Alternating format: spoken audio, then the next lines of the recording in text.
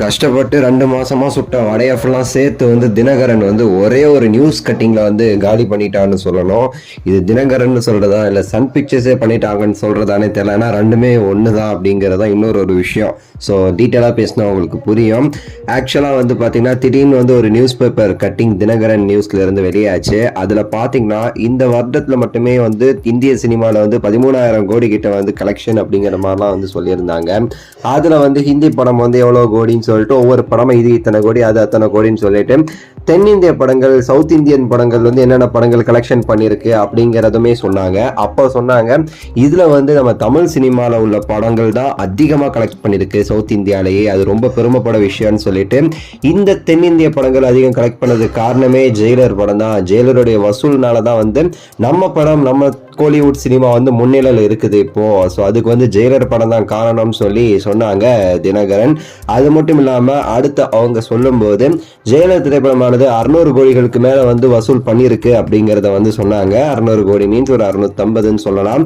அதுக்கடுத்து நம்ம லியோ மாமா படத்தை சொல்லுவாங்கன்னு பார்த்தோம் அப்படின்னா பொன்னியின் செல்வன் படத்தை சொல்லி இது இவ்வளவு கலெக்ஷன் பண்ணிருக்கு 300 சம்திங். லியோ 320 கோடி கலெக்ஷன் பண்ணிருக்கு அப்படின்னு சொல்லிட்டு சொன்னாங்க.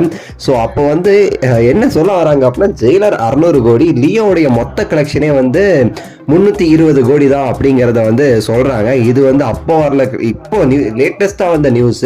அப்ப இதுல இருந்தே நம்ம புரிஞ்சுக்கலாம் லியோ 320 கோடி தான் கலெக்ஷன் பண்ணிருக்கு அப்படிங்கறத தினகரன் சொல்லியிருக்காங்க. என்னப்பா தினகரன் என்னப்பா சாதாரண நியூஸ் பேப்பர் தானப்பா, அவங்க சொன்னா உண்மையாப்பா அப்படின்னு சொல்லி நீங்க கேட்பீங்க. நீங்க தினகரனுடைய விக்கிபீடியா பேஜ் போய் நீங்க செக் பண்ணி பாருங்க. Dinakaran is belongs to Sun Group, அதாவது Sun Pictures, Sun TV, Sun News அந்த குழுமத்துல உள்ளவங்க தான் தினகரன். ஸோ இது ப்ரொடியூசர் கிட்டேருந்து நம்ம கலாநிதி மாறன் அவர்களே பேசின மாதிரி நம்ம எடுத்துக்கலாம். ஸோ அதை வச்சு பார்த்தா நம்ம ப்ரொடியூசரே சொல்ற மாதிரி சன் டிவி நெட்வொர்க்கே சொல்றாங்க ஜெயிலர் 600 கோடிகளுக்கு மேல, லியோ 320 கோடி தான் அப்படின்னு சொல்லிட்டு.